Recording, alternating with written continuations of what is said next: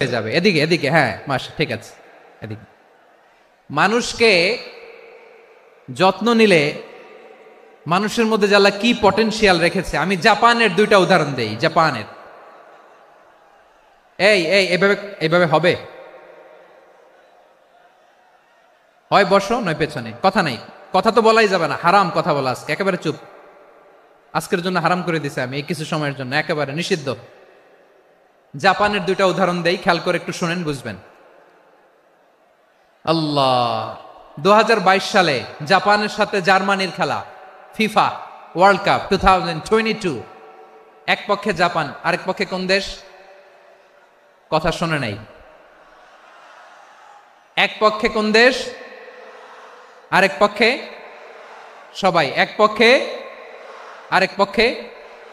ওই খেলায় জিতেছিল জাপান, জিতেছিল 22 সালের এই ফিফা ওয়ার্ল্ড কাপে। জাপান ফুটবল খেলায় জিতে, as a part of their celebration তারা খেলার পরে পুরো স্টেডিয়ামটারে ক্লিন করে। The fan base of Japan, lakh lakh মানুষ খেলা দেখতে যায়, তো এত ডাস্টবিনও তো নাই, তো যারা ডাস্টবিনে জায়গা পায় নাই তারা এই যে চকলেটের প্যাকেট, পানির বোতল, চিপসের প্যাকেট তারা এদিকে সেদিকে রেখে দিয়েছে। জাপানের ভক্তরা, জাপানের ফলোয়াররা, as a part of their celebration তারা খেলার পরে পুরো স্টেডিয়ামের সব ময়লা আবর্জনা ক্লিন করে তারপরে বিদায় নিয়েছে।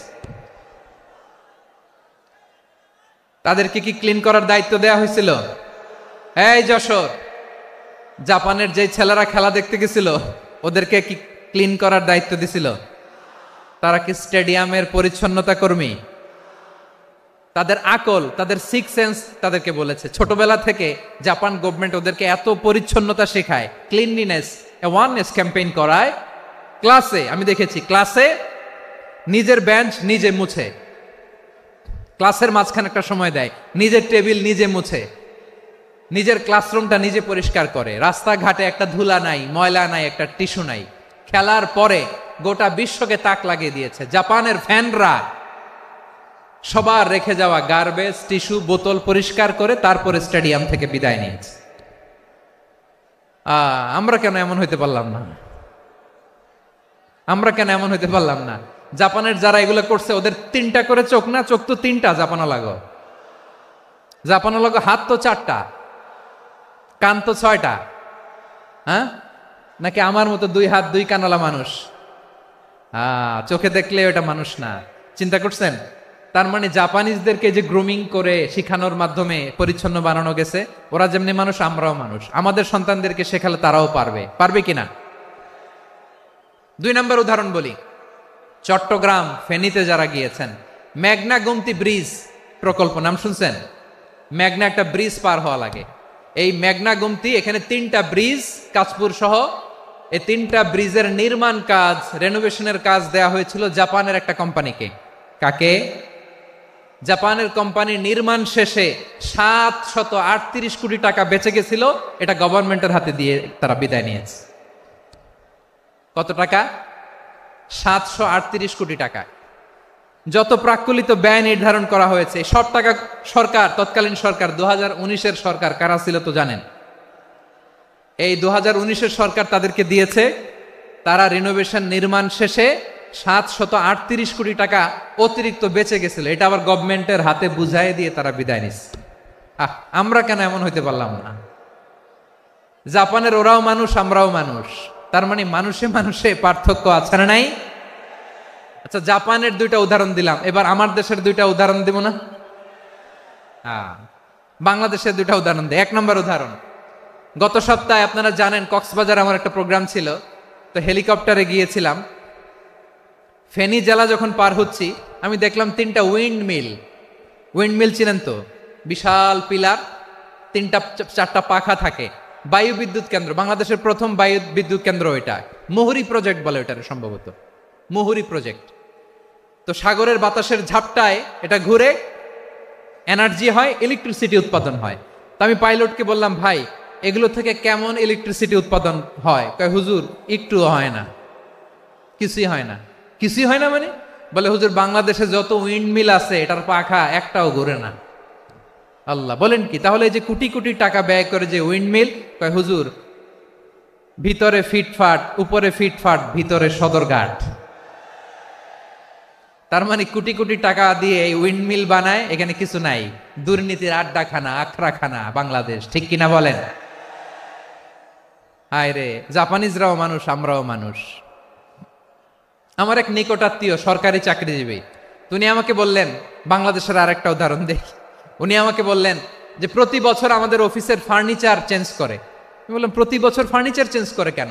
বলে যে ফার্নিচার নতুন পারচেজ করলেই তো ওইখানে টাকা, নতুন কিনতে পারলেই টাকা, নতুন উন্নয়নের সবক শোনাতে পারলেই টাকা। প্রথম আলোর রিপোর্ট, কি আলো? প্রথম আলোর রিপোর্ট, গত 15 বছরে উন্নয়নের নামে লুটপাট হয়েছে প্রায় 3.25 লাখ কোটি টাকা। কার রিপোর্ট? আমাদের বানানো কথা। প্রথম আলোর রিপোর্ট। গত 15 বছরে কারা ছিল জানেন তো? হ্যাঁ, শুধু ওনাদেরকেই দোষ দিয়ে লাভ নাই। স্বাধীনতার পর থেকে শুধু শাসকের হাত বদল হয়েছে, আমরা কিছু পাই নাই, ঠিক কিনা বলেন? শুধু ওনাদের দোষ দিয়ে কি লাভ? একদল খাইছে, আরেক দল খাওয়ার জন্য রেডি হয়ে আছে। আমরা এরকম চাই না। আমরা চাই স্বাধীন সার্বভৌম বাংলাদেশ। আমরা চাই দুর্নীতিমুক্ত বাংলাদেশ। আমি নিউজটা যে কতবার পড়লাম, এটা কি সম্ভব? 3.25 লাখ কোটি টাকা লুটপাট, মানে লুটপাট করতে করতে এদেশের জনগণকে ফুটপাতে বসায় দিচ্ছে। প্রিয় ভাইয়েরা, তাহলে জাপানের মানুষও মানুষ, আমরাও মানুষ। সিদ্ধান্ত আপনার, কোন মানুষ হবেন, ভালো মানুষ না খারাপ মানুষ? আজকের আলোচনার বিষয় হচ্ছে মানব সম্পদের উন্নয়ন, human resource development. It's a process to increase the capacity of knowledge, skill, capacity of the people of a country. একটা দেশের মানুষের জ্ঞান, তাদের দক্ষতা কি করে বাড়ানো যায়, বাড়িয়ে দেশের উন্নয়ন করানো যায়, এটাই হচ্ছে মানব সম্পদ উন্নয়নের মূল কথা। তাহলে মানব সম্পদ হচ্ছে একটা দেশের সবচাইতে শক্তিশালী পুঁজি। প্রাকৃতিক সম্পদ, খনিজ সম্পদের চেয়েও দামি হচ্ছে মানব সম্পদ। আমার প্রিয় যশোর, প্রাকৃতিক সম্পদ, খনিজ সম্পদের চেয়ে দামি সম্পদ কি সম্পদ? আল্লাহ তাআলা দয়া করে আমাদেরকে এই মানব সম্পদ দিয়েছেন। আসুন আমাদের এই মানুষগুলোকে আমরা সোনার মানুষ বানাই। রাজি আছেন তো সবাই? রাজি আছেন? মানুষ পারে না এমন কোনো কিছু নাই, চাইলে সব পারে। এজন্য মানুষকে তারবিয়া দিতে হবে, যথাযথভাবে তাদেরকে গড়তে হবে। আসুন আমরা সিরাতের আয়নায় বিশ্বনবীর জীবনী থেকে দেখি তিনি কিভাবে হিউম্যান রিসোর্সকে ম্যানেজ করতেন। যদি আপনাদের সময় হয়, দু একটা উদাহরণ দিয়ে আজকে আমি আমার আলোচনার বিদায় নেব। হবে সময় হবে কয়েক মিনিট? হ্যাঁ, শান্ত থাকবেন তো? শান্ত থাকবা? হ্যাঁ, ঠিক আছে। এই ধাক্কার মধ্যে ঢুকছে, এবার মজা বুঝতেছো তো? হ্যাঁ, মানা করছিলাম না? ঠিক আছে, টের পাও। হ্যাঁ, ঠিক আছে। যে আওয়াজ করবে আমি ওকে দেখতেছি, কে কে আওয়াজ করে দেখতেছি। শেষ কথা, শেষের দিকে চলে আসছি। বিষ্ণু ইসলাম কিভাবে হিউম্যান রিসোর্সকে ম্যানেজ করতেন, মজার কথা আছে কয়েকটা, বলে বিদায় নেব। বিশ্বনবী কিভাবে এই মানব সম্পদকে ম্যানেজ করতেন? বিশ্বনবী, he was a very good talent hunter, চৌকস ট্যালেন্ট হান্টার ছিল। কার মধ্যে কি ট্যালেন্ট আছে দেখলেই বুঝে ফেলতেন। সুবহানাল্লাহ পড়বেন না? কি নবী আমরা পেয়েছি! He was a very good talent hunter. আমার নবী, তিনি চৌকস ট্যালেন্ট হান্টার ছিলেন। কার মধ্যে কি প্রতিভা বের করতেন, ওই প্রতিভাকে ইসলামের কল্যাণে কাজে লাগাতেন। সুবহানাল্লাহ বলেন। যাকে যেই জায়গায় সেট করলে ভালো হবে তাকে ওই জায়গায় সেট করতেন। কয়েকজন সাহাবীর জীবনী শোনাই। আবু মাহজুরা রাদিয়াল্লাহু তাআলা আনহু, মক্কার মুয়াজ্জিন, আগে ছিল মুশরিক, পরে হইছে মুমিন। উনি কিভাবে মুমিন হইলেন এই ঘটনাটা একটু আপনাদের শোনাতে চাই। তা আপনাদের তো সময় নাই হাতে। হ্যাঁ, সময় আছে? এই জেনজি শেষ করে দিল আজকের প্রোগ্রামটা। 1 ঘন্টা ধাক্কা ধাক্কি করে কেমনে দাঁড়ায় আছে আমি বুঝলাম না।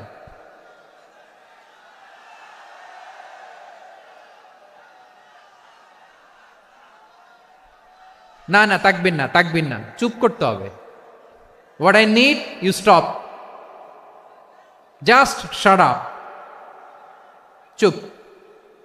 হ্যাঁ, ঠিক আছে, এভাবে আবু মাহজুরা রাদিয়াল্লাহু তাআলা আনহু কিভাবে মুসলিম হলেন আওয়াজ করে শুনেন। হুনাইনের যুদ্ধ 8ম হিজরি, বিষ্ণু ঈসা ইসলাম হুনাইনের যুদ্ধ শেষে ফিরতেছেন, পথিমধ্যে বেলাল রাদিয়াল্লাহু তাআলা আনহু, এই যে আবার কথা, আই রে আল্লাহ রে, এখানে ধাক্কা ধাক্কি কেন, চলে যাও, পেছনে যাও, যাও পেছনে যাও। কি আজীব তামাশা, যেখানে যায় এখানে ধাক্কা ধাক্কি, মারামারি, গায়ের উপরে কাঁধের উপরে শাউটিং। অনেক গুরুত্বপূর্ণ কথা পয়েন্ট করে নিয়ে আসি যে বলবো, এই শাউট করার কারণে প্রোগ্রামটাই নষ্ট করে দেয়। আসছে আমার ভালোবাসা দেখাইতে, প্রোগ্রামটাই শেষ করে দিয়ে চলে যায়। স্টপ, আবার কথা বল, স্টপ। হুনাইনের যুদ্ধে 8ম হিজরি, কত হিজরি সবাই বলেন না একটু, কত হিজরি? 8ম হিজরিতে হুনাইনের যুদ্ধে রাসূল সাল্লাল্লাহু আলাইহি ওয়াসাল্লাম ফিরে আসতেছেন মদিনায়। পথিমধ্যে বেলাল রাদিয়াল্লাহু তাআলা আনহু আজান দিচ্ছেন। কি দিচ্ছেন? তো পাশে ছিল মুশরিকদের একটা পল্লী, কিছু মুশরিক তরুণ, কিছু অমুসলিম কিশোর, তারা আজানকে ব্যঙ্গ করতেছে, আমাদের বাংলায় মুখ ভেঙ্গানো বলে আর কি। বেলাল রাদিয়াল্লাহু তাআলা আনহু আজান দিচ্ছেন, ওই বাচ্চাগুলো মুশরিক তো, ওরা আজানকে ব্যঙ্গ করতেছে, বিকৃতি করে ওরাও আজান দিচ্ছে। উদ্দেশ্য হচ্ছে আজানকে নিয়ে ঠাট্টা করা। উদ্দেশ্য কি? ঠাট্টা করা। ব্যাপারটা মনে কষ্ট পাওয়ার মতো ব্যাপার না? কিন্তু বিশ্বনবী ওইখানে দেখেন কি খুঁজলেন। বিশ্বনবী খেয়াল করলেন অমুসলিম কিশোরদের মধ্য থেকে একটা কিশোরের গলাটা বড় দরাজ গলা, কণ্ঠটা বড় সুন্দর। খেয়াল করে দেখলেন যে কিছু কিশোর বেলালের আজানকে ব্যঙ্গ করে, বিকৃতি করে, কিন্তু একজনের কণ্ঠ দেখতে পাচ্ছেন না এত দূরে, কিন্তু কণ্ঠটা বড় সুন্দর, দরাজ গলা। বিশ্বনবী সাহাবীদেরকে বললেন, ধরো এগুলারে, ধরো। সবগুলারে ধরে বিশ্বনবী সামনে আনা হলো, ওরা হাঁটু গেড়ে বসলো। বিশ্বনবী বললেন, তোমাদের মধ্যে কে যেন ব্যঙ্গ করে আজান দিচ্ছিল, তার গলাটা বড় উঁচু, গলার বেসটা বড় মজবুত, মেলোডিয়াস, সুমধুর কণ্ঠ। কে? আবু মাহজুরা বলে, আমার বন্ধুরা সবাই আমার দিকে আঙ্গুল দেখায়, আমি পড়ে গেছি বিপদে।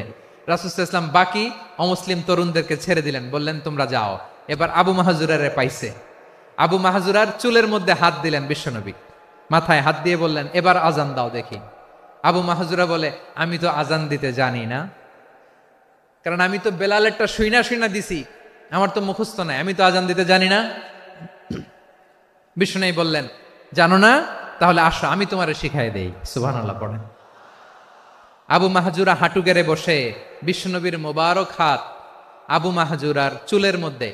বিশ্বনবী আজানের মুআল্লিম আবু মাহজুরাকে বলতেছে, ঠিক আছে তোমারে শিখাই দিচ্ছি, আমি যা যা বলবো আমার সাথে সাথে বলো, পারবা? আবু মাহজুরা বলে, পারবো।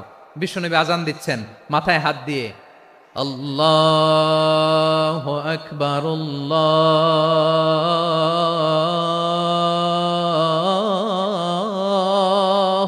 আকবার। আবু মাহজুরা এই বাক্যটা পড়লেন। বিশ্বনবী দ্বিতীয় বাক্য পড়তে আরম্ভ করলেন, আল্লাহু আকবার, আল্লাহু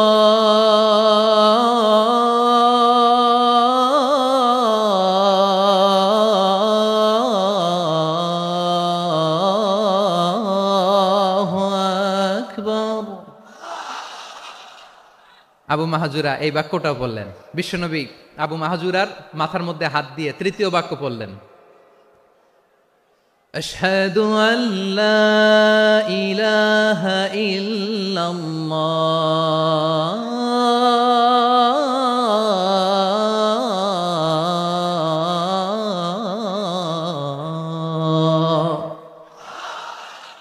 আবু মাহজুরা তৃতীয় বাক্য পড়লেন। বিশ্বনবী একটা বাক্য পরে আবু মাহজুরা পরে, বিশ্বনবী পরে আবু মাহজুরা পরে। আবু মাহজুরা কিন্তু অমুসলিম, মুশরিক। আবু মাহজুরা বলে, এক একটা বাক্য পড়ি আমার কলিজাটা গলে ঠান্ডা হয়ে যায়। এতদিন মোহাম্মদকে গালি দিতাম, এখন মোহাম্মদ আমার মাথায় যখন হাত রাখছে আমার সারা শরীর ঠান্ডা হয়ে গেছে। বিশ্বনবী আজান শিখাচ্ছেন, একটা একটা বাক্য পড়ে আবু মাহজুরাও পড়ে, বিশ্বনবী পড়ে আবু মাহজুরাও পড়ে। পুরো বাক্যগুলো যখন শেষ, আজান শেষ, আবু মাহজুরাও যখন পুরো আজান পড়লেন, আবু মাহজুরা বললেন, এতদিন মোহাম্মদের চেহারা দেখলে আমার ঘৃণা লাগতো, আজ থেকে মোহাম্মদের চেহারার চেয়ে প্রিয় চেহারা আমার কাছে নাই। আবু মাহজুরা বললেন, ও মুহাম্মদ, আজানের বাক্য তো আপনি আমারে শেখালেন, এখানেই শেষ করবেন না, আপনি আমারে পড়ায় দেন লা ইলাহা ইল্লাল্লাহু মুহাম্মাদুর রাসূলুল্লাহ সাল্লাল্লাহু আলাইহি ওয়াসাল্লাম। বিশ্বনবীর সাথে দাঁড়িয়ে উনি শাহাদা পড়ে মুসলমান হয়ে গেলেন। এবার আবু মাহজুরা বলে, ইয়া রাসূলুল্লাহ, ইয়া হাবিবাল্লাহ, আমি মুমিন হয়েছি, মুসলমান হয়েছি, আপনার কাছ থেকে আজান শিখার সৌভাগ্য আমি লাভ করেছি গো নবী। আমার কণ্ঠের বড় তারিফ করেছেন, আপনি আমার আজানকে আপনি পছন্দ করেছেন। একটা জিনিস আপনার কাছে চাই, আপনি আমাকে মক্কার মসজিদুল হারামের মুয়াজ্জিন হিসেবে অ্যাপয়েন্ট করে দেন। বিষ্ণু ঈসা ইসলাম বললেন, যাও আবু মাহজুরা, আমি তোমাকে পৃথিবীর শ্রেষ্ঠতম মসজিদ মক্কার মসজিদুল হারামের মুয়াজ্জিন হিসেবে অ্যাপয়েন্ট করে দিলাম। দেখছেন কিভাবে ট্যালেন্ট হান্টিং করতে হয়, কিভাবে হিউম্যান রিসোর্স মানব সম্পদকে ব্যবহার করতে হয়। আসছিল আজানকে ভেঙ্গাইতে, আসছিল কেন? আজানকে ব্যঙ্গ করার জন্য, বিকৃত করার জন্য। আজানকে বিকৃত করতে যে ইসলামের সবচেয়ে শ্রেষ্ঠ মসজিদের মুয়াজ্জিন হয়ে গেল। পড়েন সুবহানাল্লাহ। হযরত আবু মাহজুরা রাদিয়াল্লাহু তাআলা আনহু ওনার এই সুললিত কণ্ঠ ব্যবহার করে মসজিদুল হারামে এত সুন্দর করে আল্লাহু আকবার বলে আজান দিতেন, মানুষগুলোর, মুসল্লিগুলোর, মক্কাবাসীর হৃদয়কে তিনি বিগলিত করে দিতেন, মানুষের হৃদয়কে ঠান্ডা হয়ে যেত। শুধু এখানেই শেষ না আমার যশোরের ভাইয়েরা, বিশ্বনবী যখন সাইয়েদনা আবু মাহজুরা রাদিয়াল্লাহু তাআলা আনহুকে আজান শিখাচ্ছিলেন, বলেন তো বিশ্বনবীর হাতটা কোথায় ছিল? আবু মাহজুরার মাথার সামনে, এই চুলের উপরে ছিল। আবু মাহজুরা ওই স্মৃতিটাকে ধারণ করবার জন্য, ওই স্মৃতিকে বহন করার জন্য বিশ্বনবীর মোবারক হাত আবু মাহজুরার কপালের চুলের যেই জায়গায় লেগেছে, মৃত্যুর আগের দিন পর্যন্ত আবু মাহজুরা মাথার ওই চুলে কোনোদিন ছুরি আর কামার লাগায় নাই, সেখানে কেচি লাগায় নাই, চুলের মধ্যে খুর লাগায় নাই। আবু মাহজুরা ডান দিকের চুল কাটতো, বাম দিকের চুল কাটতো, পেছনের চুল কাটতো, সামনের চুল কাটতো না। আবু মাহজুরা রাদিয়াল্লাহু তাআলা আনহুর হতে হতে বড় হতে হতে যখন এত বড় হয়ে যায়, তিনি চুলগুলো পেঁচিয়ে মাথার মধ্যে রাখতেন, তারপরে তিনি পাগড়ি পরতেন। সবাই জিজ্ঞেস করতো, আবু মাহজুরা, এটা আবার কেমন স্টাইল? দেখতে তোমারে কি বিদঘুটে লাগে? কেমন অড লাগে, কেমন খারাপ দেখা যায়? মক্কায় এমন কোন মানুষ তো দেখি নাই, ডানে চুল কাটে, বায়ে চুল কাটে, পেছনে চুল কাটে, সামনে কাটে না। ওরে আবু মাহজুরা, কেমন দেখা যায় তোমারে? তুমি সামনের চুল কাটো না কেন? আবু মাহজুরা বলে, আমি হাঁটু গেড়ে পেয়ারা নবীর সামনে বসেছিলাম, আমার এই মাথার চুলের মধ্যে মুবারক হাত লাগিয়ে বিশ্বনবী নিজে আমাকে আজানের প্রতিটা বাক্য শিক্ষা দিয়েছেন। বিশ্বনবীর মোবারক হাত, পবিত্র হাত আমার মাথার চুলের যেই জায়গায় লেগেছে, আমি চাই ওই চুলগুলা নিয়ে আমি আমার কবরের ভিতরে যাব। সাইয়েদনা আবু মাহজুরা রাদিয়াল্লাহু তাআলা আনহু ইন্তেকালের আগের পর্যন্ত মাথার সামনের চুলগুলা কাটে নাই, মাথার সামনের চুল তিনি কাটেন নাই। সুবহানাল্লাহ বিহামদি। কেমন ভালোবাসতেন বিশ্বনবী সাহাবীদেরকে, সাহাবারা কেমন ভালোবাসতেন বিশ্বনবীকে। সামনের চুলগুলো বড় হতে হতে এত বড় ছিল, পেঁচিয়ে রেখে পাগড়ি পরতেন, কাটতেন না। নবীর হাত লেগেছিল। সুবহানাল্লাহ পড়েন। তাহলে what is the lesson? Moral of the story কি? মোরাল অফ দ্য স্টোরি হচ্ছে, আসছিল আজানকে ব্যঙ্গ করার জন্য, বিকৃত করার জন্য, হয়ে গেল মসজিদুল হারামের মুয়াজ্জিন। দেখেন বিশ্বনবী একটা খারাপ সিচুয়েশনের মধ্যে থেকে কি ভালো জিনিস বের করে আনলেন। আমি যে শুরুতে বলেছি কিভাবে তিনি হিউম্যান রিসোর্সকে ডেভেলপ করেছেন, ম্যানেজ করেছেন। তিনি যে চৌকস ট্যালেন্ট হান্টার ছিল, দেখেন সবার মধ্যে থেকে এর বাছাই করে মুয়াজ্জিন বানাই দিয়েছেন। সুবহানাল্লাহ পড়েন। তার মানে এই না সবাইরে ধরে ধরে উনি মুয়াজ্জিন বানাইছেন। যার যেই ট্যালেন্ট আছে তাকে ওই কাজে অ্যাসাইন করেছেন। যার যেই প্রতিভা আছে তার প্রতিভাকে ইসলামের কাজে লাগিয়েছেন। সুবহানাল্লাহ পড়েন। যায়েদ বিন সাবিত রাদিয়াল্লাহু তাআলা আনহু নাম শুনেছেন? যশোর, কথা বেরোয় না। যদি জিগায় সালমান খানের নাম শুনছেন, সবাই হাত তুলবে, জি হুজুর শুনছি, মানে সব দেখা শেষ। সালমান খান, আমির খান, অমুক খান, সব খান মুখস্থ, কিন্তু জায়েদ বিন সাবেতের নাম মুখস্থ নাই মুসলমানদের। যে সাহাবী মাথার সামনের চুল কাটে নাই, মসজিদুল হারামের মুয়াজ্জিন বানাইছেন বিশ্বনবী, ওই সাহাবীর নাম কি? খায়া ফেলাইস, স্লোগানের সাথে খায়া ফেলাইস। আবু মাহজুরা, কি নাম? আবু মাহজুরা আল জুমাহি রাদিয়াল্লাহু তাআলা আনহু। এই নামটা আজকে নিয়ে যাইতে হবে যশোর। আবু মাহজুরা রাদিয়াল্লাহু তাআলা আনহু। 2 নম্বরে বলছিলাম যায়েদ বিন সাবিত রাদিয়াল্লাহু তাআলা আনহু। বিশ্বনবী দেখলেন মদিনার এই আনসারী সাহাবী হাইলি ট্যালেন্টেড, ইন্টেলেকচুয়াল, মেরিটোরিয়াস, জ্ঞানের প্রতি তার আকর্ষণ, মারাত্মক আকর্ষণ। বিশ্বনবী তাকে দায়িত্ব দিলেন, কোরআন যা নাজিল হয় তুমি লিখো, কাতিবুল ওয়াহি বানায় দিলেন। সুবহানাল্লাহ। যায়েদ বিন সাবিতরে আবার আজান শিখান নাই, কারণ তার মধ্যে বিশ্বনবী প্রতিভা দেখেছেন, একাডেমিক প্রতিভা। বিশ্বনবীর একাডেমিক প্রজেক্টগুলো তিনি হ্যান্ডেল করতেন। যায়েদ বিন সাবিত ছিল বিশ্বনবীর ব্যক্তিগত সচিব। কি ছিল? ব্যক্তিগত সচিব। বোঝেন নাই? বিশ্বনবীর ব্যক্তিগত সচিব এবং দোভাষী। ইহুদিরা কিছু লিখে দিলে এটার অর্থ বিশ্বনবীরে বুঝায় দিতেন, আবার ইহুদিদের কাছে কিছু লিখতে হলে তিনি লিখে দিতেন। বিশ্বনবী একদিন বললেন, ইন্নী ওয়াল্লাহি মা আমানু ইয়াহুদা আলা কিতাব। ইহুদিরা যে চিঠি পাঠায় অর্থ তো বুঝি না, আরেক ইহুদি আইনে অর্থ করা লাগে। আবার ইহুদিদের কাছে কিছু লিখে পাঠাইতে চাইলে আমরা তো লিখতে পারি না, ইহুদিরে দিয়ে লেখা লাগে। ওরা যে পয়রা শোনায় লিখে দেয়, আমি ওদের বিশ্বাস করি না। আমার নিজের একজন লোক দরকার। বিশ্বনবী এই যায়েদ বিন সাবিতকে চুজ করলেন ল্যাঙ্গুয়েজের জন্য। উনি বললেন, যায়েদ তোমার সফট স্কিলকে ডেভেলপ করতে হবে, তুমি হিব্রু ল্যাঙ্গুয়েজ শিখে ফেলো। যায়েদ বিন সাবিত বলল, বিশ্বনবীর মোটিভেশন আর ইন্সপিরেশন পেয়ে আমি 15 দিনে ইহুদিদের এই হিব্রু ল্যাঙ্গুয়েজ শিখে ফেললাম। শুধু শিখে ফেললাম না, হাত্তা হাদিকতু, even I became master in the language. এই ভাষা আমি পারদর্শী হয়ে গেলাম। এরপরে ইহুদিরা চিঠি লিখে পাঠালে আর কোনো ইহুদি ডাকা লাগতো না, আমি নবীর এটার অর্থ শুনে পরে বুঝায় দিতাম। আবার ইহুদিদের কাছে চিঠি লেখা লাগলে আমি যায়েদ বিন সাবিত চিঠি লিখে দিতাম। সুবহানাল্লাহ। দেখেন, এত সাহাবীর মধ্য থেকে বিশ্বনবীর একাডেমিক প্রজেক্ট, ব্যক্তিগত সচিব, দোভাষী হিসেবে তিনি যায়েদ বিন সাবিতের মতো তরুণকে নির্বাচিত করেছেন। কেমন ট্যালেন্ট হান্টার ছিল আমার নবী। সুবহানাল্লাহ পড়বেন না? বিশ্বনবীর ইন্তেকালের পরে সাইয়েদনা আবু বকর রাদিয়াল্লাহু তাআলা আনহু যখন খলিফা হয়ে আসলেন, কোরআনকে সংকলনের দায়িত্ব দেয়া লাগবে, কোন সাহাবীকে দিবেন? সব সাহাবারা মিলে পরামর্শ করলেন।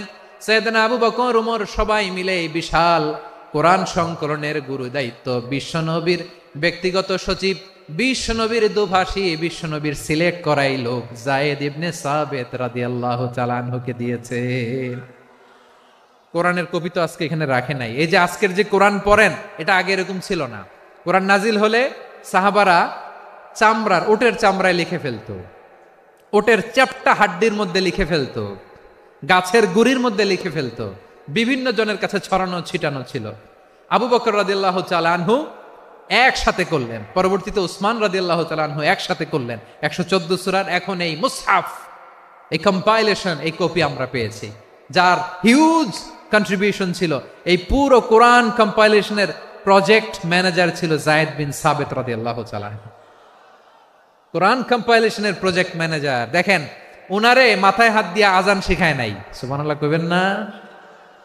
তাহলে প্রথম সাহাবী আবু মাহজুরাকে মুয়াজ্জিন বানাইলেন, যায়েদ বিন সাবিতকে ব্যক্তিগত সচিব আর দোভাষী বানালেন, মুসআব ইবনে উমাইর রাদিয়াল্লাহু তাআলা আনহুকে ইসলামের প্রথম অ্যাম্বাসেডর বানালেন। তাহলে তৃতীয় নাম্বার একজন সাহাবীর নাম বলছি, মুসআব ইবনে উমাইর। মুসআব কি নাম? নামটা কেমন লাগে? এই কয়েকজনের ভাল লাগে, বাকিদের ভাল লাগে না?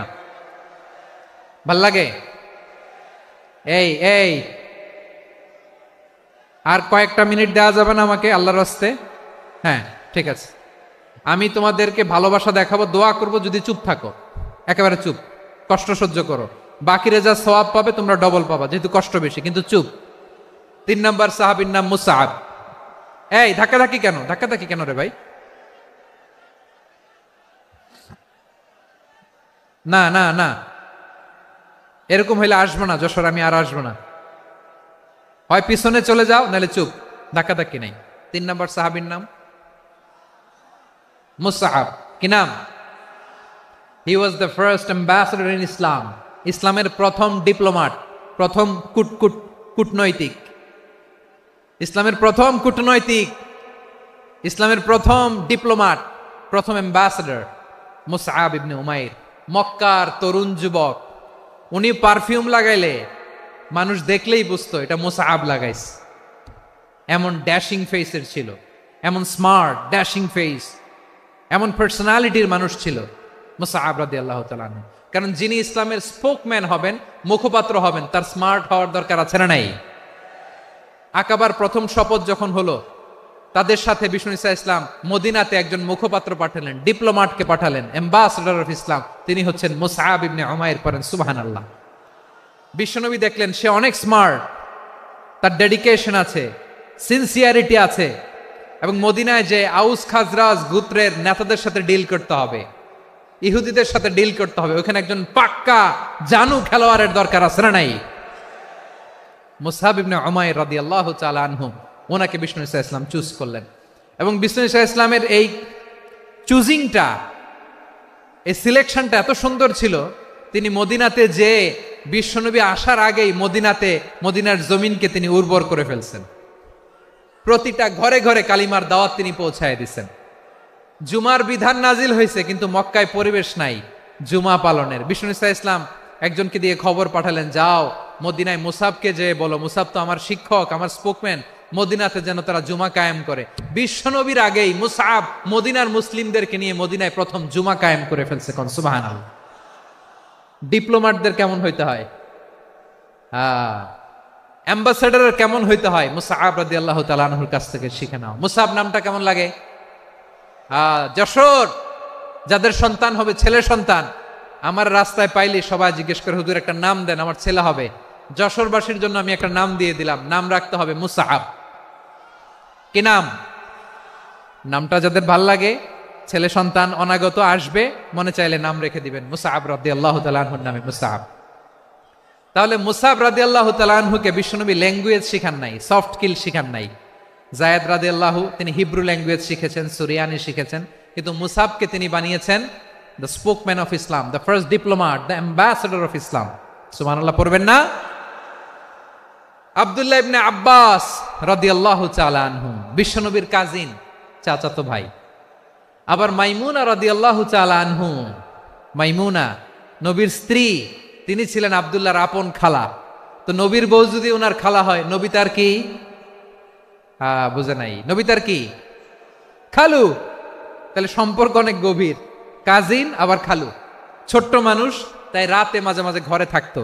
বিশ্বনবী দেখলেন আব্দুল্লাহ যেহেতু আমার ঘরে ঢুকতে পারে, আব্দুল্লাহরে এই উম্মতের বড় শিক্ষাবিদ বানাইতে হবে। কথা বোঝে নাই? আব্দুল্লাহকে কি বানাইতে হবে? শিক্ষাবিদ, এডুকেটর অফ দিস উম্মাহ, এই উম্মার শিক্ষাবিদ বানাইতে হবে। তাই আব্দুল্লাহ ইবনে আব্বাসকে বিশ্বনবী হাতে কলমে শিক্ষা দিয়েছেন। আহারে, আর এরপরে যে কি ভাষা আসবে তোমাদের জন্য আমার মুখ থেকে আমি নিজেও জানি না। 1 ঘন্টা যাবত ধাক্কা ধাক্কি মারামারি। তো আসতে বলছে কে তোমাকে? পেছনে চলে যাও, জায়গা না পেলে। পুরো প্রোগ্রামটাই নষ্ট করে দিল।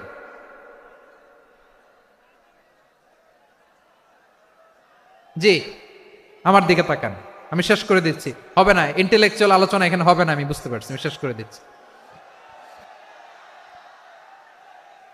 আব্দুল্লাহ ইবনে আব্বাস রাদিয়াল্লাহু তাআলা আনহু, মনোযোগ দিয়ে কয়েকটা মিনিট শুনুন, আমি এখনই শেষ করে দিচ্ছি। এরপর আওয়াজ করবে, এই যে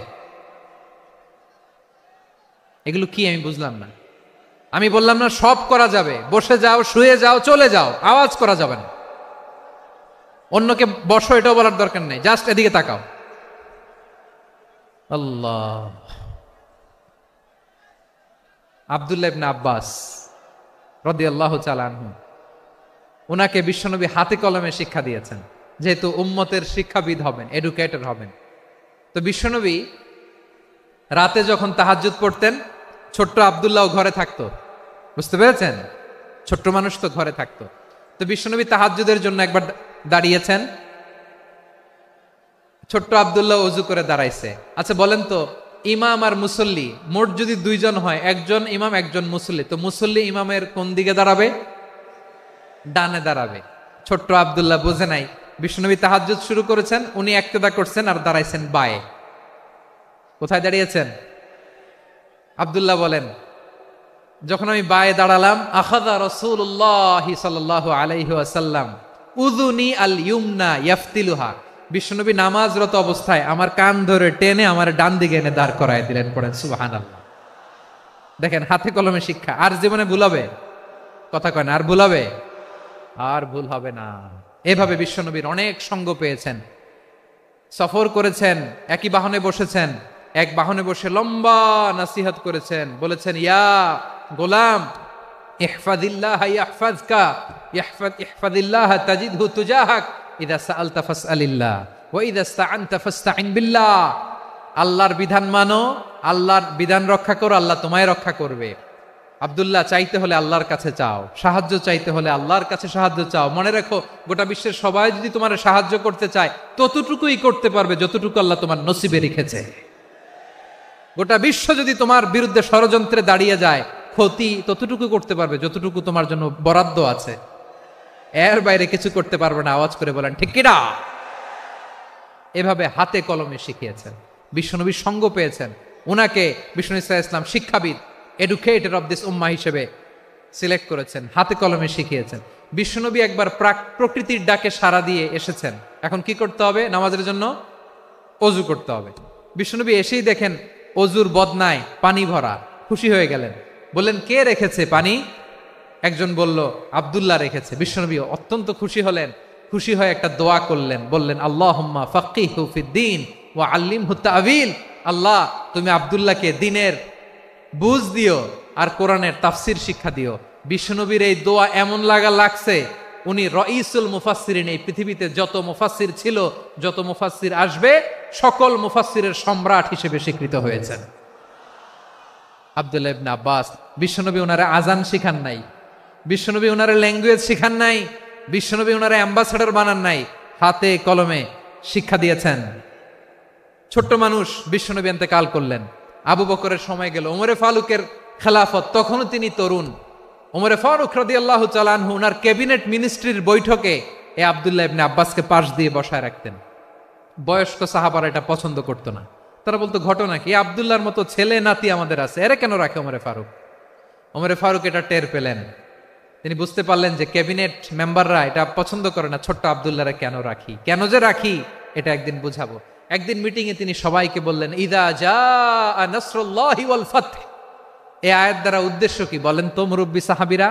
এক সাহাবী বলেন, এই সূরা দ্বারা উদ্দেশ্য, আল্লাহ বলেছেন আমাদেরকে বিভিন্ন ল্যান্ড, বিভিন্ন এলাকা বিজয় করতে হবে। ওমরে ফারুক বললেন, না, হয়নি। আরেকজন বললেন, বিজয় হওয়ার পর আমাদের বেশি বেশি আল্লাহর বরত্বের ঘোষণা দিতে হবে, এটা উদ্দেশ্য।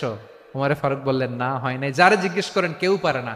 সব শেষে বিশ্বনবী ছোট্ট আব্দুল্লাহরে বলেন, আব্দুল্লাহ, ইদা জাআ নাসরুল্লাহি ওয়াল ফাতহ, এর দ্বারা উদ্দেশ্য কি বলতো? ছোট্ট আব্দুল্লাহ বলেন, হুয়া আজালু রাসূলিল্লাহ। এই আয়াত দ্বারা বিশ্বনবীর বিদায়কে উদ্দেশ্য নেওয়া হয়েছে। ওমরে ফারুক বললেন, হাযা হুয়া, এটাই তো সঠিক উত্তর, এটাই সঠিক তাফসীর এই আয়াতের। কারণ ইদা জাআ নাসরুল্লাহি ওয়াল ফাতহ, যখন আল্লাহর সাহায্য আর বিজয় আসবে, ওয়া রাআইতান নাসা ইয়াদখুলুনা ফি দীনিল্লাহি আফওয়াজা, আপনি দেখবেন দলে দলে, ঢলে ঢলে, বানের পানির মতো মানুষ ইসলামের দিকে ঢুকতেছে, ইসলামের বিজয় হয়েছে। তো ইসলামের বিজয়ের মিশন নিয়ে নবী আসছে, বিজয়ী যখন হয়ে গেছে, এখন তো নবীর বিদায় হবে। জোরে বলেন ঠিক কিনা? কোন সাহাবী এই সূক্ষ্ম কথাটা ধরতে পারে নাই, ওই আব্দুল্লাহ ছাড়া। আব্দুল্লাহ যখন উত্তর দিছে, সব সাহাবীদের টনক নড়েছে। এরপর থেকে কোনো ক্যাবিনেট মিটিং এ আর কোন সাহাবারা কোনো প্রশ্ন করে নাই। আওয়াজ করে পড়েন সুবহানাল্লাহ। বিশ্বনবী আব্দুল্লাহ ইবনে আব্বাসকে দ্য এডুকেটর অফ দ্য উম্মাহ, উম্মার শিক্ষাবিদ হিসেবে গ্রহণ করেছেন। আওয়াজ করে পড়তে হবে আল্লাহু আকবার। সাহাবীদের নামগুলো মনে থাকবে? এক নম্বরে আবু মাহজুরা, মুয়াজ্জিন বানাইছেন। যায়েদ ইবনে সাবিত, দোভাষী, ট্রান্সলেটর অফ প্রফেট, এবং তিনি ছিলেন বিশ্বনবীর ব্যক্তিগত সচিব। Musab ibn Umair, the first ambassador and diplomat of Islam. Abdullah ibn Abbas, এই উম্মার সবচেয়ে বড় এডুকেটর, শিক্ষাবিদ। আরেকজন ছিল আব্দুল্লাহ ইবনে মাসউদ রাদিয়াল্লাহু তাআলা আনহু। দুই আব্দুল্লাহ, আব্বাস গেল, আরেকজন হচ্ছে মাসউদ, মক্কার তরুণ। ছাগল পালতো মুশরিকের। বিশ্বনবী আর আবু বকর রাদিয়াল্লাহু তাআলা আনহু একবার গেলেন, যে দেখে এই তরুণ দাঁড়ায় আছে। বিশ্বনবী বলেন, আমি খুব ক্ষুধার্ত, তোমার কাছে কি দুধ আছে ছাগলের? আব্দুল্লাহ ইবনে মাসউদ বলে, আছে। ওয়ালাকিন আনা মুতামান, কিন্তু যে দুধ আছে এটা আমানতের, আমি দিতে পারবো না। বিশ্বনবী এইটা শুনেই তারা টার্গেট করে ফেলছে। আনা মুতামান, দুধ আছে কিন্তু এটা আমার মালিকের, আমি তো দরদ দেখায় আমার মালিকের দুধ আপনি পথিক, আপনারে দিতে পারি না। বিশ্বনবী টার্গেট করে ফেলছেন, এরে আমার কাজে লাগাইতে হবে। বিশ্বনবী বললেন, আচ্ছা ঠিক আছে, দুধ দিও না, কিন্তু এমন ছাগি আছে কিনা যেই ছাগির সাথে কোনো ছাগলের মিলন হয় নাই, তার ওলানে দুধও আসে নাই, বাচ্চাও নাই, এরকম ছাগির থেকে যদি আমি দুধ খাই তাহলে তো সমস্যা নাই। বলতেছে, এরকম ছাগির থেকে দুধ খাইলে সমস্যা নাই, কারণ এরকম ছাগির ওলান থেকে দুধ আসবেও না। বলতেছে, ঠিক আছে, এরকম একটা ছাগি নিয়ে আসা হলো। বিশ্বনবী বিসমিল্লাহ বলে ওই ছাগির ওলানে হাত দিলেন। হাত দিতে দেরি, পুরো ওলানটা দুধে ভরে যেতে দেরি হয় না। বিশ্বনবী আর আবু বকর রাদিয়াল্লাহু তাআলা আনহু দহন করে পেট ভরে খেলেন। এই দৃশ্য আব্দুল্লাহ ইবনে মাসউদের হৃদয়ে দাগ কাটলো। এই মুআজিজা দেখে তিনি বললেন, আশহাদু আল্লা ইলাহা ইল্লাল্লাহ ওয়া আশহাদু আন্না মুহাম্মাদুর রাসূলুল্লাহ। তিনি ষষ্ঠ মুসলিম ছিলেন, 6 নম্বর মুসলমান। ওনাকে টার্গেট করে বিশ্বনবী দেখলেন এমন ইন্টেলেকচুয়াল ব্রেন, উনি সূক্ষ্ম সূক্ষ্ম জিনিস বুঝে বেশি, ফিকহি জ্ঞান ওনার মধ্যে বেশি। বিশ্বনবী ওনাকে কোরআনের জ্ঞান শিক্ষা দিতে লাগলেন। উনি বিশ্বনবী সবার কাছে কোরআন শোনায়, কিন্তু বিশ্বনবী নিজে আব্দুল্লাহ ইবনে মাসউদের কাছ থেকে কোরআন শুনতো। বিশ্বনবী একবার বললেন, ইকরা আলাইয়া ইয়া মাসউদ। ইবনে মাসউদ, একবার শোনাও তো কোরআন দেখি। আব্দুল্লাহ ইবনে মাসউদ বলে, আকরাউ আলাইকা ওয়া আলাইকা উনজিল। নবী, আপনার উপর কোরআন নাজিল হয় আর আমি আপনার সামনে কোরআন পড়ব। বিশ্বনবী বললেন, ইন্নী উহিব্বু আন আসমাআহু মিন গায়রি। আমি নিজে পড়তে যেমনি ভালোবাসি, অন্যে পড়ুক আমি শুনবো, এটাও আমি ভালোবাসি। সূরা নিসা তিনি তেলাওয়াত করে শুনিয়েছেন। এমন সূক্ষ্ম সূক্ষ্ম বিষয় বিশ্বনবী উনাকে ধরিয়ে দিয়েছেন। উনি হয়ে গিয়েছেন, আব্দুল্লাহ ইবনে আব্বাস হয়েছেন রাইসুল মুফাসসিরিন, উই হয়ে গিয়েছেন ফাকিহুল উম্মাহ। ওনার চাইতে বড় ফকি এই পৃথিবী আর দেখবে না। চিল্লায় বলেন সুবহানাল্লাহ। উনি বলতেন, ওয়াল্লাহি ওয়াল্লাহি ইল্লাযী লা ইলাহা গায়রু মা উনজিলাত সূরাতুন ইল্লা ওয়া আনা আ'লামু আইনা উনজিলাত ওয়া ফীমা উনজিলাত।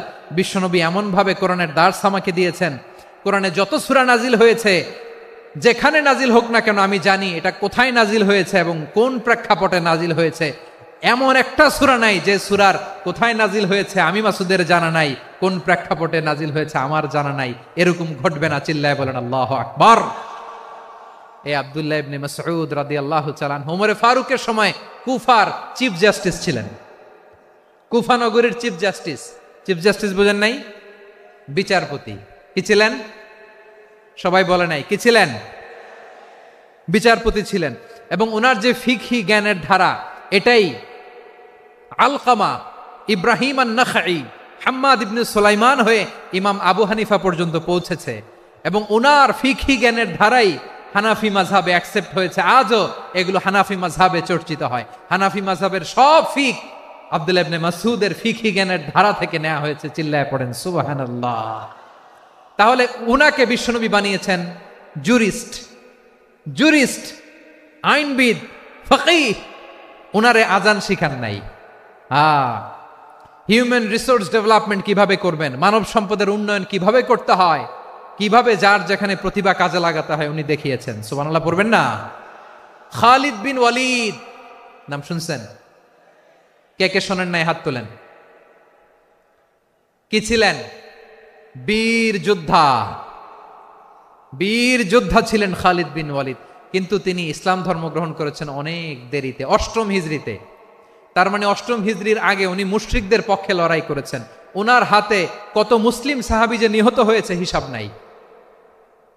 বিশ্বনবী টার্গেট করে রাখছে, তুমি আমাদের মুসলিমদের এত ক্ষতি করলা, তুমি যখন মুসলমান হবা তোমার দিয়ে আমি এমন কাম করামু যে এটা আর কেউ করতে পারবে না। সুবহানাল্লাহ নাই? যশোর ক্লান্ত হয়ে গেছে।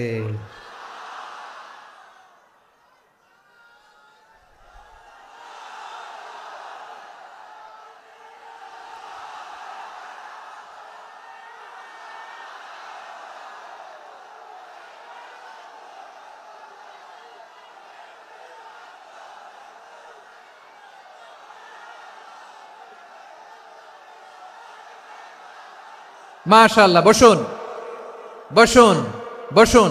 খালিদ বিন ওয়ালিদ রাদিয়াল্লাহু তাআলা আনহু 8ম হিজরিতে মুসলিম হয়েছেন, মক্কা বিজয়ের আগে। তো মক্কা বিজয়ের আগে যখন মুসলিম হয়েছেন, এর আগে কি করছেন? কাফিরদের সাথে যুদ্ধ করেছেন। উনি উহুদের যুদ্ধে মুসলমানদের যে পরাজয় ভাব, কঠিন পরিস্থিতির মুখোমুখি উনার কারণে পেছন থেকে এমন আতর্কিত আক্রমণ করেছেন, মুসলমানদেরকে কচুকাটা করেছেন। 8ম হিজরিতে আল্লাহ তাআলা হেদায়েতের নূর দিয়ে ওনার হৃদয়টাকে উজালা করে দিলেন। লা ইলাহা, এটা এমন বাণী যার হৃদয় একবার টাচ খাবে, এইটা থেকে সে আর পালিয়ে বেড়াতে পারে। ঝিনুকের ভেতর লুকিয়ে থাকে যেমন মতি, ঝিনুকের ভেতর লুকিয়ে থাকে যেমন মতি, কলমা শাহাদাতে আছে আল্লাহর জ্যোতি, কলমা শাহাদাতে আছে আল্লাহর জ্যোতি। ঠিক কিনা বলেন? মক্কা বিজয়ের আগে মুসলিম হলেন, হওয়ার পরেই বিশ্বনবীর টার্গেট ফুলফিল হলো। ওই যে টার্গেট করে রেখেছেন আর দোয়া করেছেন, খালিদ বিন ওয়ালিদ যদি মুসলিম হয় তাকে আমি মিলিটারি চিফ বানাবো। ওনাকে আজান শিখান নাই, ওনারে কান ধইরা নামাজের এই মাথা থেকে ওই মাথা আনান নাই, ফিকহি কোরআনের সূক্ষ্ম তাফসীর ওনারে শিখান নাই, অ্যাম্বাসেডর বানান নাই। বিষ্ণু ইসলাম উনাকে সামরিক অভিযানে প্রেরণ করেছেন। সামরিক অভিযানে তিনি প্রেরণ করেছেন। উনার জীবদ্দশায় উনার নেতৃত্বে যতগুলো যুদ্ধ হয়েছে, একটা যুদ্ধেও তিনি পরাজয় বরণ করেন নাই। ওমরে ফারুকের সময়কালে তিনি চিফ অফ মুসলিম মিলিটারি, মানে মুসলিম সেনাপতি হয়েছেন। যশোর, আওয়াজ করো, ঠিক কিনা বলো? সেনাপতি, মুসলিম সেনাপতি। তাহলে কিভাবে হিউম্যান রিসোর্স ব্যবহার করতে হয় গোটা বিশ্ব আমার নবীর কাছ থেকে শিখে নাও। খালিদ বিন ওয়ালিদ, ওনাকে বিশ্বনবী একটা উপাধি দিয়েছেন। উপাধিটা হচ্ছে সাইফুল্লাহিল মাসলুল, আল্লাহর নাঙ্গা তরবারি, আল্লাহর খোলা তরবারি, দ্য ওপেন সোর্ড অফ আল্লাহ। খালিদ বিন ওয়ালিদ মুসলিম সেনাপতি। হাসান বিন সাবেত নাম শুনছেন? দেখি উনি কি ছিল বলেন। রাসূলের সভা কবি, কালচারাল হিজিমনিকে ডিফিট করার জন্য। উনি ভালো অস্ত্র চালানো জানতেন না, ওই কাজে উনি যেতেন না। উনার ছিল কাব্য প্রতিভা। কাব্য প্রতিভা, কাফিররা কবিতা দিয়ে নবীকে গালি দিত। বিশ্বনবী বলতেন, ইয়া হাসান আজিব আন রাসূলিল্লাহ, তুমি নবীর হয়ে কাফেরদের এই কথাগুলোর জবাব দাও। বিশ্বনবীর একটা মিম্বার ছিল, বিশ্বনবীর মিম্বারের পাশাপাশি মসজিদে নববীতে এই হাসান বিন সাবেতের জন্য বিশ্বনবী একটা স্পেশাল মিম্বার বানিয়ে দিয়েছেন। এখান থেকে তুমি জবাব দাও। এবং বিশ্বনবী বলেছেন, আল্লাহুম্মা আইয়িদহু বিরূহিল কুদুস, আল্লাহ হাসান আমার পক্ষে জবাব দেয়, তুমি জিব্রাইল মারফত তাকে সাহায্য পাঠাইয়া দিও। রাসূল সাল্লাল্লাহু আলাইহি ওয়াসাল্লামের সভা কবি, the poet of the prophet, নবীর কবি। উনি কবিতা দিয়ে, এমন উচ্চাঙ্গের ভাষায় কবিতা দিয়ে তিনি জবাব দিতেন, কাফিরদের গা শিহরে যেত, তাদের হৃদয়ে আগুন ধরে যেত। তাহলে এরকম কবিরও দরকার আছে না নাই? এখন যাকে আল্লাহ দিছে কাব্য প্রতিভা, এরা যদি আপনি যুদ্ধের ময়দানে পাঠান হবে? যারে দিছে সুরেলা গলা, এরা যদি অ্যাম্বাসেডর বানান হবে না। হাসান বিন সাবেত ছিলেন বিষ্ণু ইসলামের কবি। হুযায়ফা ইবনুল ইয়ামান বিশ্বনবীর গোয়েন্দা বিভাগের প্রধান। কিসের প্রধান? হুযায়ফা ইবনুল ইয়ামান, ওনার ছিল ডিটেকটিভ মাইন্ড, ডিটেকটিভ মাইন্ড, গোয়েন্দা বিভাগের প্রধান। এবং উনি হচ্ছেন সাহিবু সিররি রাসূলিল্লাহ, রাসূল সাল্লাল্লাহু আলাইহি ওয়াসাল্লামের গোপন তথ্যের ধারক বাহক। নবীর যেই কথা কেউ জানে না, সব হুযায়ফার পেটের ভিতরে ছিল। সুবহানাল্লাহ পড়েন। মদিনার যত ইহুদিদের একটা লিস্ট ছিল, এই লিস্ট শুধু দুইজন জানতো, বিশ্বনবী আর হুযায়ফা। সুবহানাল্লাহ পড়বেন না? তাহলে উনাকে কোন দায়িত্ব দিছে? কোন বিভাগ? যশোর, আওয়াজ করো, কোন বিভাগ? গোয়েন্দা বিভাগের হেড ছিল। খন্দকের যুদ্ধে প্রচন্ড আজকের মতো শৈত্য প্রবাহ, মাটি খনন করতে করতে সাহাবীদের পেটে ক্ষুধা নাই, দাঁড়াইতে পারে না নামাজের জন্য, এত ক্লান্ত, ক্ষুধা, ক্লান্ত, শ্রান্ত। বিশ্বনবী বললেন, কে আছো?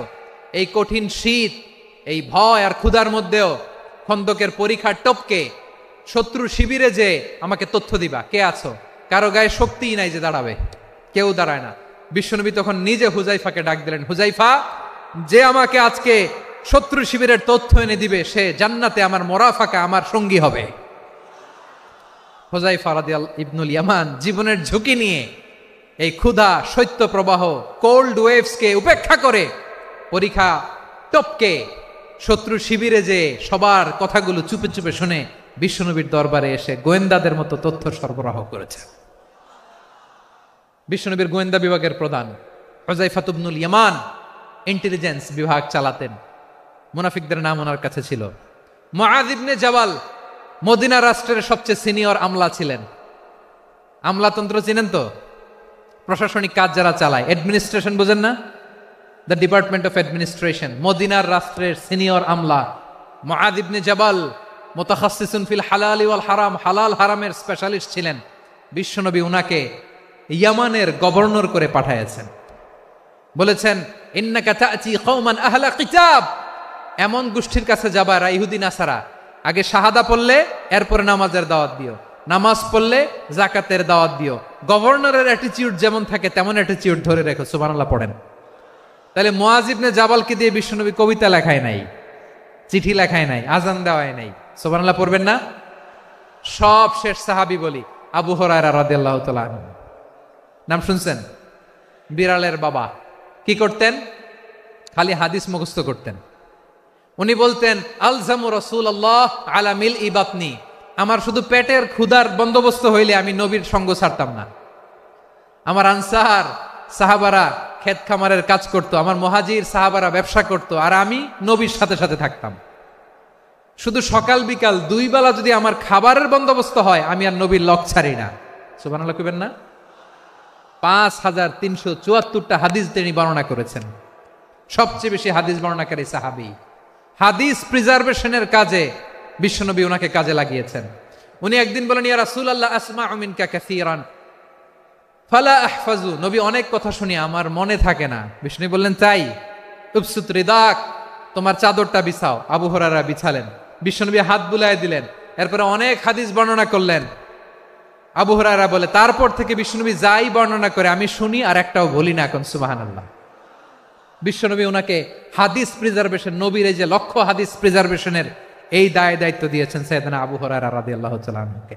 প্রিয় ভাইরা, তাহলে 10 জন সাহাবীর কথা যে বললাম, আপনারা কি খেয়াল করেছেন কত বড় ট্যালেন্ট হান্টার, চৌকস ট্যালেন্ট হান্টার ছিল আমার নবী। এক একজনের এক এক ট্যালেন্ট এক এক কাজে অ্যাসাইন করেছেন, এক একজনকে এক এক দায়িত্ব দিয়েছেন, এক একজনের প্রতিভাকে এক একভাবে বিকশিত হওয়ার সুযোগ দিয়েছেন। আওয়াজ করে বলেন ঠিক কি না? এখন আমার পর্দার আড়ালে আমার মায়েরা বলবে, এতগুলো পুরুষ সাহাবীর কথা বললো, নারী সাহাবীরা কি কিছু করে নাই? হ্যাঁ, একজন নারী সাহাবীর কথা বলে মোনাজাত হবে, দোয়া ছাড়া কেউ যাব না। রুফাইদা আল আসলামিয়া রাদিয়াল্লাহু তাআলা আনহা, ওনার বাবার নাম সাআদ আল আসলামি। বিশ্বনবী কি খেয়াল করলেন দেখেন, সাআদ ছিল মদিনার বড় ডাক্তার। এই নারী সাহাবী রুফাইদা বাবার কাছ থেকে চিকিৎসা বিদ্যা শিখেছেন। যখন শিখছে, বিশ্বনবী দেখলেন আমার তো প্রতি সপ্তাহে সপ্তাহে যুদ্ধে আহত সাহাবীদের সেবা দিবে কে? বিশ্বনবী রুফাইদাকে বললেন, রুফাইদা তুমি মসজিদে নববীর পাশে একটা মেডিকেল ক্যাম্প করো। এই যে সাকিনা আদ্দিন মেডিকেলের আমার ছাত্রী বন্ধুরা শুনে রাখো, তোমাদের আইকন হচ্ছে এই রুফাইদা আল আসলামিয়া। বিশ্বনবীর ডিরেকশন অনুযায়ী তিনি মসজিদে নববীর পাশে একটা মেডিকেল ক্যাম্প করলেন এবং আহত সাহাবাদের চিকিৎসা উনি ওনার টিম নিয়ে দিতেন। বিশ্বনবীর পরামর্শে উনি আনসারি এবং মুহাজির মহিলা সাহাবীদেরকে নিয়ে একটা স্পেশাল মেডিকেল টিম গঠন করলেন। খায়বার যুদ্ধে 7ম হিজরিতে যখন বিশ্বনবী যায়, উনি ওনার টিম নিয়ে আসলেন, বললেন, ইয়া রাসূলুল্লাহ আমরা তো তলোয়ার চালাতে পারি না, আমরা তো তীর মারতে পারি না, আপনি যদি অনুমতি দেন খায়বার অভিযানে আমি আমার টিম নিয়ে মেডিকেল টিমের সেবাটা সার্ভিসটা দিতে চাই। পড়েন সুবহানাল্লাহ। বিশ্বনবী অনুমতি দিলেন, যোদ্ধা সাহাবীদের সাথে রুফাইদা আল আসলামিয়া উনিও মেডিকেল টিম নিয়ে অগ্রসর হলেন। খায়বারের প্রতিটা আহত ইনজুর্ড সাহাবী যারা ইনজুরির শিকার হয়েছেন সবাই রুফাইদা আল আসলামিয়ার এই মেডিকেল ক্যাম্প থেকে চিকিৎসা সহায়তা পেয়েছেন। সুবহানাল্লাহ পড়েন। দেখেন কিভাবে বিশ্বনবী ট্যালেন্ট বাছাই করতেন। আপনি অবাক হবেন, বাহরাইনের মেডিকেল ইউনিভার্সিটিতে রুফাইদা আল আসলামিয়া মেডিকেল প্রাইজ অ্যাওয়ার্ড প্রতি বছর দেয়া হয়। যদি 8 দিনের এই মেডিকেল আমার বোনেরা যদি জেনে থাকো জানো, না হলে নতুন করে জানো, সার্চ দিও, রুফাইদা আল ইসলামিয়া মেডিকেল অ্যাওয়ার্ড বাহরাইনের ইউনিভার্সিটিতে দেওয়া হয়। প্রিয় ভাইয়েরা, তাহলে আলোচনার সামারি আমরা করি। বিশ্বনবী যার যেখানে ট্যালেন্ট তাকে ওইখানে কাজে লাগাতেন। আওয়াজ করে বলেন ঠিক কিনা? এবার একটা ইন্টারভিউ হবে, আওয়াজ করে বলেন আবু মাহজুরাকে বিশ্বনবী কি বানাইছেন? হ্যাঁ, ভুলে গেছেন? সামনের চুলে হাত দিয়ে বিশ্বনবী কি সুন্দর গলায় আজান শিখালেন। মুয়াজ্জিন। যায়েদ বিন সাবিতকে একাডেমিক প্রজেক্টের দায়িত্ব দিয়েছেন, তিনি ছিলেন বিশ্বনবীর দোভাষী ব্যক্তিগত সচিব। Musab ibn Umair, the first ambassador of Islam. Abdullah ibn Abbas, উম্মার বড় শিক্ষাবিদ মুফাসসির। আব্দুল্লাহ ইবনে মাসউদ, আব্দুল্লাহ ইবনে মাসউদ ছিলেন জুরিস্ট। কি ছিলেন? জুরিস্ট ছিলেন, এই উম্মার সবচেয়ে বড় জুরিস্ট। খালিদ বিন ওয়ালিদ, সেনাপ্রধান। হাসান বিন সাবিত, হাসান বিন সাবিত ছিলেন বিশ্বনবীর সভাকবি। কি ছিলেন? বিশ্বনবীর সভাকবি ছিলেন। এরপরে হুযায়ফা ইবনুল ইয়ামান কি ছিলেন? গোয়েন্দা বিভাগের প্রধান। মুআয ইবনে জাবাল কি ছিলেন? সিনিয়র আমলা, ইয়ামানের গভর্নর। আবু হুরায়রা রাদিয়াল্লাহু তাআলা আনহু হাদিস প্রিজার্ভেশনের কাজ করেছেন। আর আমাদের রুফাইদা আল ইসলামিয়া রাদিয়াল্লাহু তাআলা আনহা কি ছিলেন? নার্স ছিলেন, নার্স হয়ে মেডিকেল সেবা দিয়েছেন। প্রিয় ভাইয়েরা, পুরো আলোচনার যদি সামারি করি তাহলে বিশ্বনবী যেভাবে হিউম্যান রিসোর্সকে ম্যানেজ করেছেন, যার যেখানে প্রতিভা কাজে লাগিয়েছেন, আমরাও যদি করি আমাদের বাংলাদেশের চিত্র আমরা পাল্টে যেতে পারবো। আমরা শুরুতে শুনেছি মানুষের আছে অসীম সম্ভাবনা, প্রতিটা মানুষ অনন্য, যত্ন নিলে, যথাযথ পরিচর্যা করলে মানুষ বিশ্ব জয় করতে পারে। ঠিক কিনা? আমাদের হাফেজে কোরআনের সামনে দাঁড়াতে পারে এমন কোন হাফেজে কোরআন আল্লাহর জমিনে জন্ম হয় নাই। গোটা বিশ্ব কাঁপিয়ে তারা সেরা, আমাদের ক্রিকেটাররা সেরা, আমাদের তৈরি পোশাক শিল্প সেরা। এরকম অনেক অনেক সেরা জিনিস আছে, আমরা এগুলোরে নার্চারিং করতে পারি নাই, পরিচর্যা করতে পারি নাই, সঠিক তারবিয়াতের অভাব। তাহলে মানুষের অসীম সম্ভাবনাকে কাজে লাগাতে হবে। ঠিক কিনা বলেন? ইউনুস গভর্নমেন্টকে আমি বলবো, অল্প সময়ের জন্য আপনারা এসেছেন, সংস্কারও করতে হবে, আবার নির্বাচনও করতে হবে। সব সংস্কার হয়তো করতে পারবেন না, যতটুকু পারবেন এর মধ্যে আমাদের যে হিউজ ম্যান পাওয়ার, আমাদের যে মানব সম্পদ, হিউম্যান রিসোর্স, এটাকে ডেভেলপ করে আপনাদের যেতে হবে। যেটা পারবেন না সেটাকে পরবর্তী নির্বাচিত গভর্নমেন্টের কাছে রেখে যেতে হবে, যে তারা যেন করে, তাদের কাছে আপনারা এটা রেখে যাবেন। তাহলে মানুষ চাইলে বিশ্ব জয় করতে পারে। আর মানুষকে হারাতে পারে কেউ? জোরে বলো যশোর, মানুষকে হারাতে পারে কেউ? আল্লাহ আমাদেরকে জনসংখ্যা দিয়েছেন। প্রিয় ভাইয়েরা, এই জনসংখ্যা অনেক বড় সম্পদ, এটা আমাদের জন্য অভিশাপ নয়, আশীর্বাদ। আমাদের জনসংখ্যাকে যদি আমরা জনশক্তিতে রূপান্তর করতে পারি, আজকে বাংলাদেশ যে অবস্থানে দাঁড়িয়ে আছে, বাংলাদেশ তার 20 গুণ উন্নতির শিখরে চলে যাবে। চিল্লায় বলো ঠিক কিনা?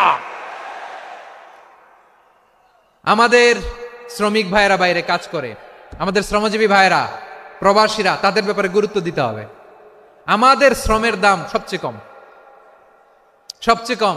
তারা এম্বাসিতে গুরুত্ব পায় না, এয়ারপোর্টে গুরুত্ব পায় না। এই সরকার অবশ্য তাদেরকে অনেক গুরুত্ব দিচ্ছে। আমাদের অদক্ষ শ্রমিককে যখন আমরা দুবাই পাঠাই, অল্প বেতন পায়, কিন্তু ইন্ডিয়ানরা দক্ষ শ্রমিক পাঠাইলে তার 3 গুণ বেতন পায়। আমরা আমাদের শ্রমিকদেরকে অদক্ষ ভাবে আর পাঠাতে চাই না, দক্ষ শ্রমিক পাঠিয়ে আমরা রেমিটেন্সের বন্যা বইয়ে দেব। আমাদের শ্রমিকদের পাঠানো রেমিটেন্সের টাকায় সচল থাকে আমার দেশের অর্থনীতির চাকা। তাদেরকে সবচেয়ে গুরুত্ব দিতে হবে। আমরা পেয়েছি ফ্রিডম ফাইটার, মুক্তিযোদ্ধা, আর আমার প্রবাসী ভাইরা হচ্ছে রেমিটেন্স ফাইটার। জোরে বলো ঠিক কিনা? তাহলে আমাদের এই জনশক্তিকে জনসম্পদে ট্রান্সফর্ম করতে হবে। ঠিক কিনা বলেন? সরকার জনগণকে এভাবে পলিশ করতে হবে। মা বাবারা ছেলে মেয়েদের মধ্যে কার কোন যোগ্যতা তাকে ওইভাবে কাজে লাগাতে হবে। সবার এ প্লাস পাওয়ার কোনো দরকার নাই। আমাদের দেশে একটা টেন্ডেন্সি আছে, পরীক্ষায় এ প্লাস না পাইলে কই তুই কি করলি, পাশের বাড়ির ছেলে এ প্লাস পাইছে, যা ওর পা ধোয়া পানি খা। কি খা? তা আমি ভাবছি যে পা ধোয়া, এ প্লাস পাওয়া ছেলেদের পা ধোয়া পানির একটা পানির ব্র্যান্ড বানাইতে হবে এরকম। লেখা থাকবে এ প্লাস পাওয়া ছেলেদের পা দোয়া পানি। খাওয়া নাই, এগুলার খাওয়া নাই। ওরে আল্লাহ এ প্লাস পাওয়ার জন্য বানাইছে, আর আপনার ছেলেকে এই এ প্লাস গুলারে নিয়ন্ত্রণ করার জন্য আল্লাহ বানাইছে। ওকে দিয়ে আল্লাহ কি করবে আপনি জানেনই না। একটা এ প্লাস, একটা এ গ্রেড একটা মানুষের জীবনকে ঠিক করে দিতে পারে না। আপনার ছেলেকে আল্লাহ অন্যদিকে যোগ্যতা দিয়েছে। ওদের মনোবল ভাঙবেন না, খবরদার খবরদার। ছেলে মেয়েদের মনোবল ভাঙবেন না। যাকে দিয়ে যেটা হবে তাকে দিয়ে সেটা করতে হবে, তার প্রতিভাকে সেভাবে কাজে লাগাতে হবে। তাহলে বাংলাদেশ, আমাদের এই জনসংখ্যা জনসম্পদে রূপান্তরিত হবে। আমাদের সরকারের তত্ত্বাবধানে আমাদের 18 কোটি জনগণ দক্ষ জনশক্তিতে রূপান্তরিত হোক, আমরা চাই কি চাই না? আমরা ভালো মানুষ, শ্রেষ্ঠ মানুষ হতে চাই কি চাই না? ওই জাপানিজদের মতো সৎ, ওই ইউরোপিয়ানদের মতো কালচার্ড।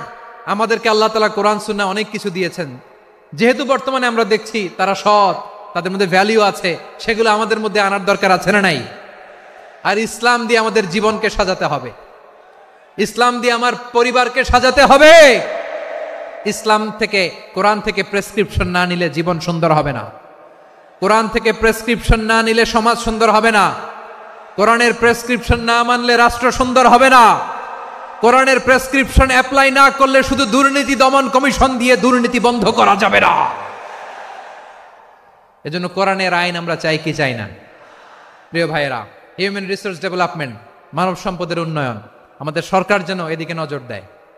আমরা যেন এই ব্যাপারে যত্নবান হয়ে উঠি।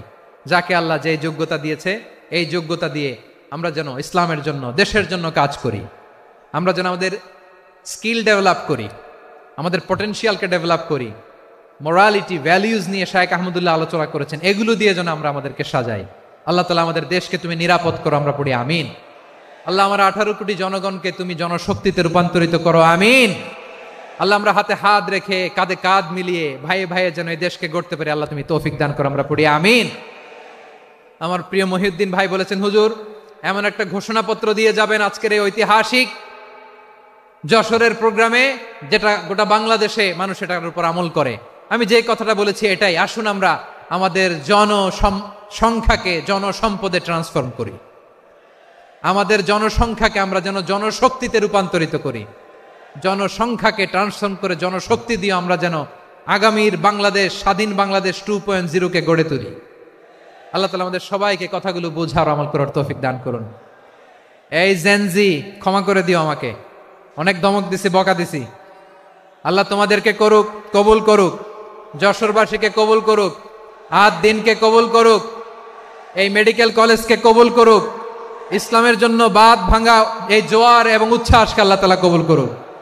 হাযা মা ইনদি ওয়াল ইলমু ইনদাল্লাহ আলাইহি তাওয়াক্কালতু ওয়া ইলাইহি উনীব। সুবহানাকাল্লাহুম্মা বিহামদিকা আশহাদু আল্লা ইলাহা ইল্লা